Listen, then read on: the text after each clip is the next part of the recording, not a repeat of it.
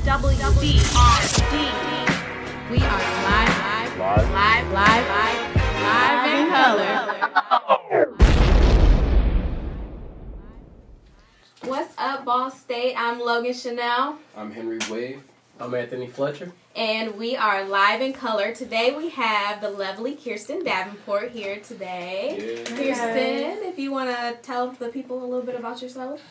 My name is Kirsten Davenport. I'm a junior from Indianapolis, Indiana, studying journalism and telecommunications. And I'm the president of the Black Student Association. Oh, she left that part out. You couldn't forget to put that in there. President. Don't Don't forget. Don't do Yeah, I'm the president. All right, Kirsten, tell us a little bit about the Black Leadership Empowerment Summit. What is that exactly? Okay, sure. So the Black Leadership Empowerment Summit is formerly known as the Black Issues Conference. We totally revamped the program this year. It's all being student ran. The committee is about 10 undergraduate students, and we compiled the conference from start to finish. So the theme of Dear Black People all the way into having a DJ on site is all being student ran. The event is going to be this Sunday from 9 a.m. to 3 p.m. in the Student Center, so all the rooms throughout there will be having concurrent sessions happening, and we'll also be having a keynote speaker, along with even a artistic expression showcase. So we're going to have Voice of Triumph performing, we're going to have Jordan Baker doing a piece, and also we're going to have a few people rapping. So it's going to be a fun day. It's going to That'd be cool. Yeah. Hey, I got to get on. Unfortunately, we've already made these plans, so but man. you can. Hey, next time. Y'all ain't hear my cipher? Uh-oh. No, you didn't send it to me. I'm gonna send it to you. Trust me, I Okay. got bars. Okay. What about you? I mean, I rap, but I'm not trying to The way You're not trying to what? I don't know, man. Like, I might hop on it next year, but I want to let her do her thing this time. I want to steal the show. You don't want to upstage? I want to, yeah, you you know. don't get in my Gia freshman, you don't want to get in my jealous. You know, Right, it's too early in the Well, game. it's Right. 3 more years. So Yeah, definitely yeah. next year. Maybe Yeah. next time, man. All right. Okay, so what is the intended takeaway from this summit? So our 3 words that we hit on for the conference is ignite, impact, and influence. And we just really want Black students to go away, and any student in general, to go away feeling like they are ready to ignite themselves by professional development, influence others, and make an impact on Ball State's campus. So that's the main thing for Sunday, but also doing it from a perspective that is very relatable. I think a lot of conferences, it's just so serious, and it's like, oh, straightforward, cut dry, but this is going to be very relatable. It's going to have a student perspective. It's going to be the things that we're talking about with graduate people facilitating the discussion. So it's going to be very, very fun. I'm really excited. Got a lot of stuff going on. So, like, I heard that y'all demand 200 people to come, or are y'all expecting 200 people? No. So our goal, when the committee started meeting... It must come. No. That's it. No. So when we started meeting in October, the committee wanted to see 200 African American students come out to this conference. So that is our goal, because in the past years with the Black Issues Conference, about 30 to 40 students came, unfortunately. Wow. So that was a goal that we set from the very beginning, and I'm proud to say today that we have 215 people registered for B.L.E.S. I mean, if they don't come, that's okay, but we have them registered, so that's the good part. So we kind of met our goal a little bit already. If I can ask, how did you go about getting all those people? Because I do know it is really hard getting people to go out to stuff like that. Yeah, definitely. So we offer incentives for registering. So we talked to local businesses, so like Insomnia Cookies, Jimmy John's, Fazoli's, and we offered incentives for people to register, and we saw that really worked. And we also partnered with NPHC, making it a requirement for their members to come. So we just really worked with a lot of organizations in the Muncie community to make sure a lot of people come out to this great event on Sunday. That's Sounds exciting. good, sounds good. Well, I was wondering, what would you say to people who say, okay, why aren't they pushing for white people to come or any other group to come? What would you say to those people? Actually, we are pushing for all races to come, simply because this is going to be a dialogue about the Black community. So we want to hear from other races, because we can't properly evaluate ourselves if we don't see the other opinion. So we really do want all races to come. Actually, I've nominated all 3 of the SGA slates to be there on Sunday. So we definitely want other races to come and participate in this conversation. Now, I have noticed in the past it's been really hard getting, especially like other races, to come to stuff like that, because they always feel like, well, I mean, it's just the Black people doing their Black people stuff again. Like, I'm not going to that. Like, so how do you think you can reach out to the other races and kind of bring them towards this? Well, first, it was formerly known as the Black Issues Conference, and we really wanted to change that name because it only, like, applies to, like, Black issues. So we wanted to change the name, and I personally wanted to take Black out of it so it wouldn't, like, deter people away. But I think just the simple name change is, like, one thing that gets people, like, excited to come. And we usually don't say it like Black Leadership Empowerment Summit. We say B.L.E.S. So that just helps right off the bat, and it tries to, like, not discourage people by the name not to come out. So who's the keynote speaker? The keynote speaker is Lizana Hotep, and if you see his name, it's like spelled like lasagna without the I name. saw that. I was like, oh, okay. Lizana. Yeah, he's super, super fun. I'm really excited about him. So just like the conversations that I've had with him via email and stuff, he's ready for Sunday, so I'm super excited. He better be suave, you know what I'm saying? Why? Lasagna, man? No, Lizana. Is that suave? Lasana. Not lasagna. No. Yeah. Lasana. Lasana. Oh, there we go. Okay. Introducing lasagna. Okay, so there will be several workshops at the summit, correct? Yeah. And what workshop would you say this is the one that I recommend everybody goes to? Is there one that you... Honestly, I really can't say, like, oh my gosh, you need to go to this workshop. But one that I really, really do like is the career lab that we're going to have on site all day. And that's going to be with Camille Mason. And she's going to be there with students, helping them build their resumes. So we're going to have computers in there. And it's going to be, okay, this is how you phrase this. And it's going to be that one-on-one interaction that a lot of students don't have the chance to do. And we're also going to provide students with, like, flash drives so they can, like, take it with them. But that's just, like, one. But another one that I'm really excited to talk about is it because I'm Black, the graduate school being a Black at a PWI. I think that's very, very relevant topic, as, like, a lot of African American students are, like, the only Black people in their classes. So taking it to an even larger scale with, like, graduate school, like, just dealing with that in higher education, I think that's very interesting, and I'm really excited to see how that discussion goes. And I'm saying, Peter, am I the only one? What's that about? Okay, so am I the only one? That's also about just, like, going into work. Like, are you going to be the only one that's always singing up for the Black voice? So in class we see it, like, we're the only Black students. So does that transition over into the workplace? Also, just going away from that a little bit, there's another one called Beyond Sorority Sisters. That was the one I was like, I'm excited about that one too, because as I am a member of a Greek organization, I think that a lot of times, like... You can say the Greek name. Yeah, go ahead, girl. Let them know. I am a proud member of the beautiful Beta Phi chapter of Alpha Kappa Alpha Sorority Incorporated. All right.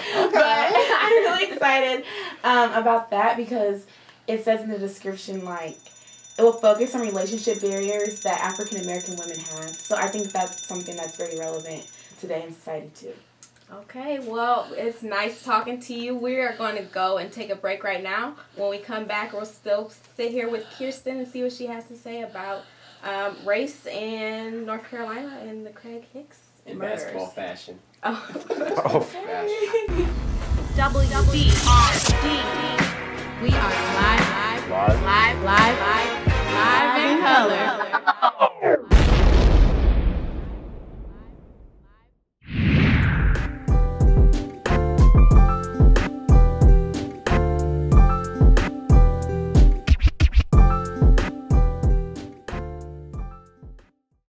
Alright, we are back with Live in Color and Kirsten Davenport.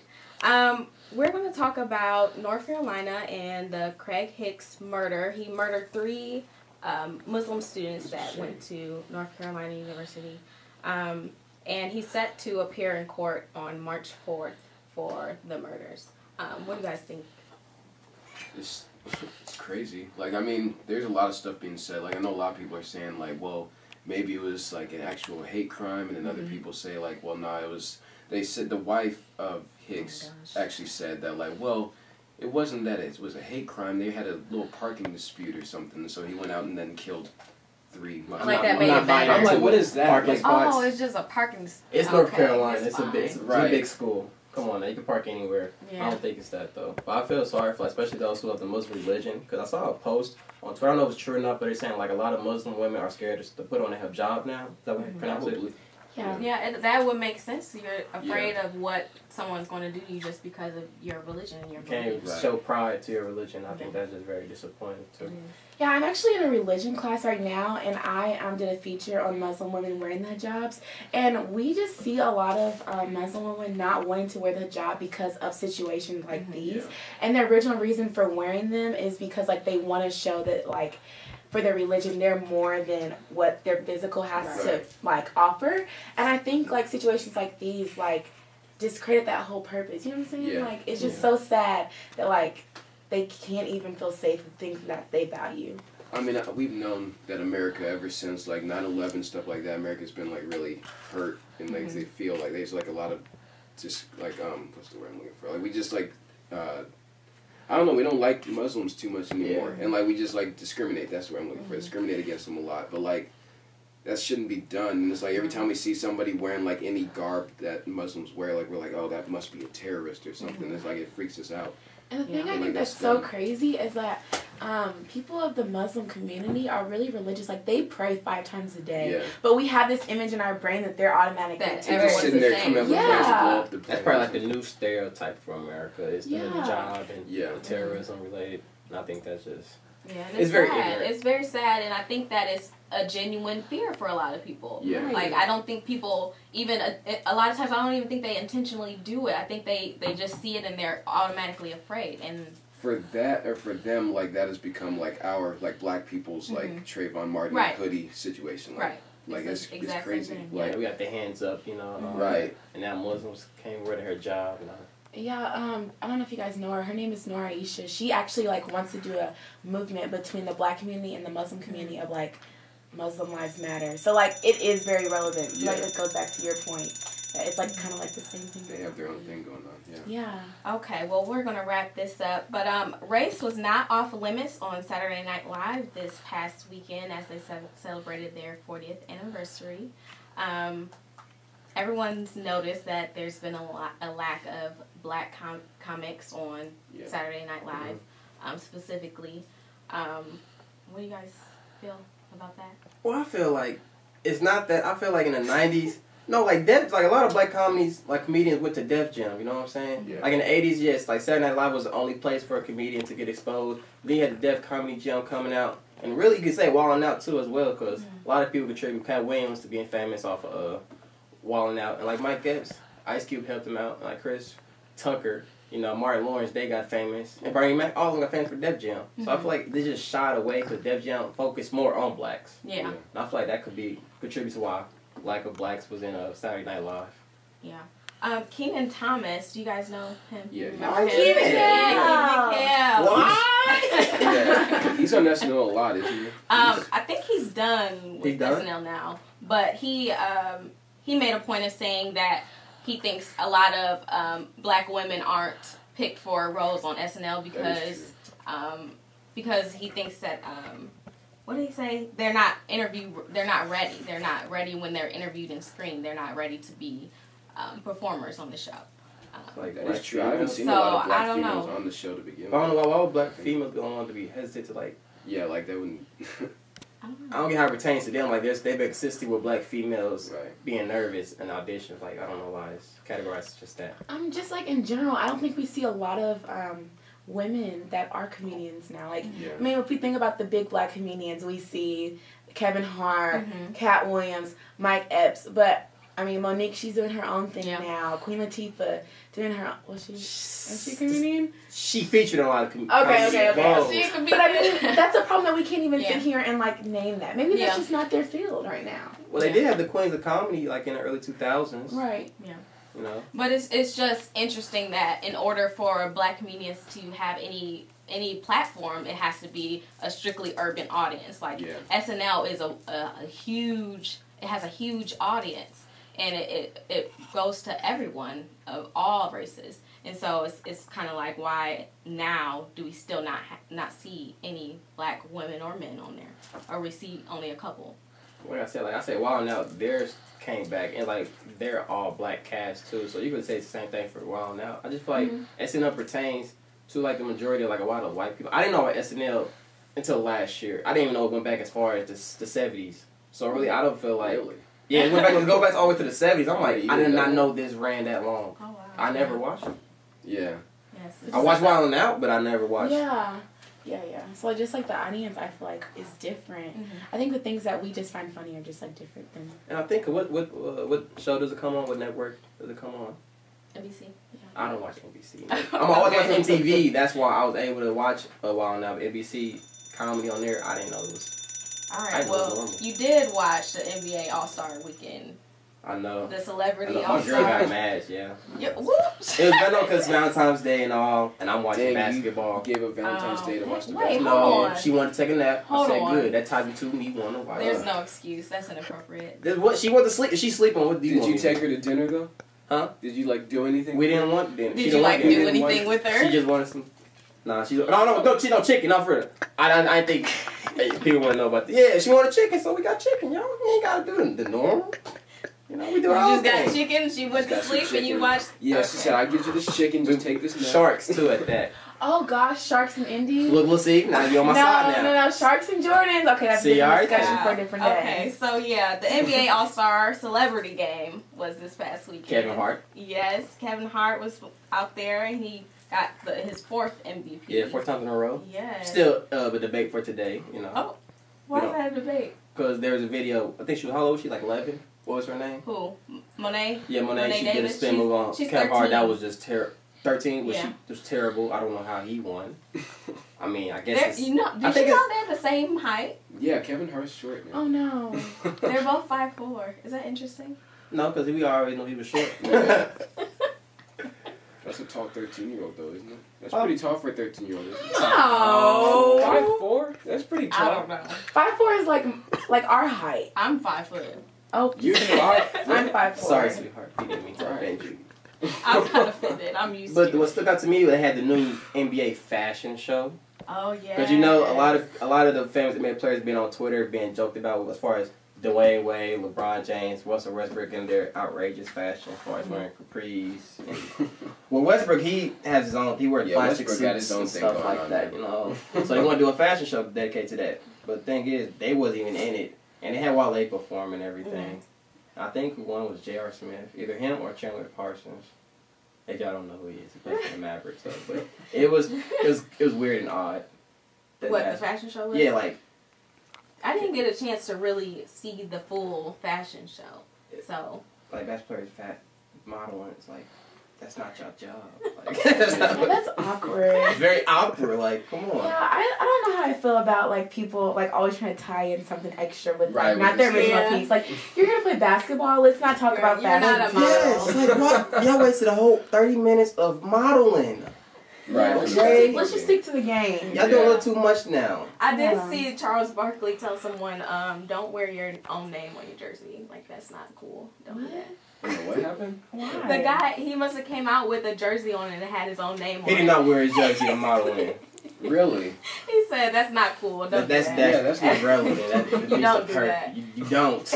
We know you're going to wear we see it 82 games. Like, I don't get why they did the fashion show. I hope they take that away, please. They took away the horse. I know they better take away this.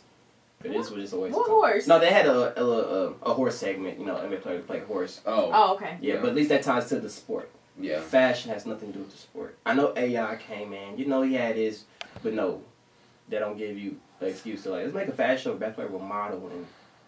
No. So who do you think is going to win MVP next year?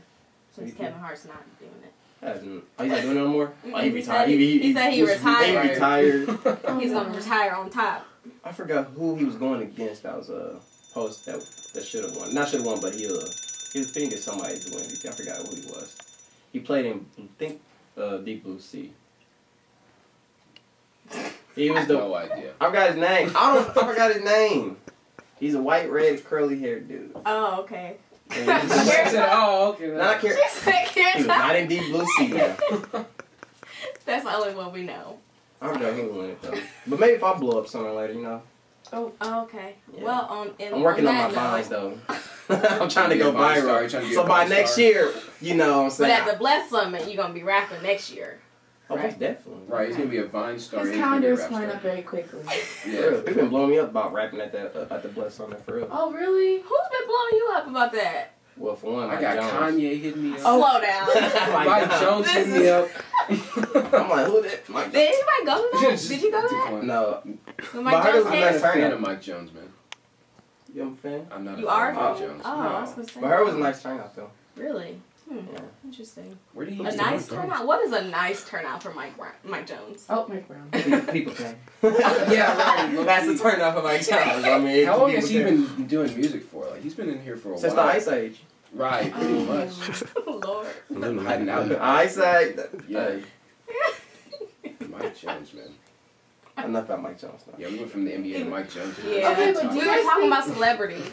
Do you guys think that he was like the first person to like make a trademark for his name? Like, who, Mike Jones? I think Who's Mike I think that was Jones? detrimental to his celebrity status when he did that because Really? because you're like who now everybody's like who You're right. Well, like now, but I mean, think about like Trigger. Like, you know how he does that? Oh, Like, do you're you think saying Mike when people Jones just like say they're- initiated that? I'm really thinking. I really think he is because no one else would do something with their name. yeah Mike Jones is. We're sleeping on Mike Jones, lucky. that's what he said. Well, take me, Mike put me in a Jones sleeping coma. on his own All right. That's the Right, case. yeah. Put me in a coma. We sleeping. I'm gonna keep sleeping. Right, sleep on him. Well, on that note, we are out of time for today. Thank you so much, Kirsten, Oh, for thanks for coming having me. out. Everybody, sign up for the B.L.E.S Summit. Show up. And Yeah, it's early, y'all, but we gonna try. We gonna pushing. yes. What What time time on is it? time. 9 a.m. But we will have a Ooh. DJ there pumping us up. It's gonna be a lot of Waking fun. Show up Yes. next year too to see me and my boy hitting the stage. Yes. And dog, And dog up in the stage. code name or elevator. All right, that's it for our show today. Remember, don't live life in black and white. Be live live in in color. color. Gotta get it. WWDRD.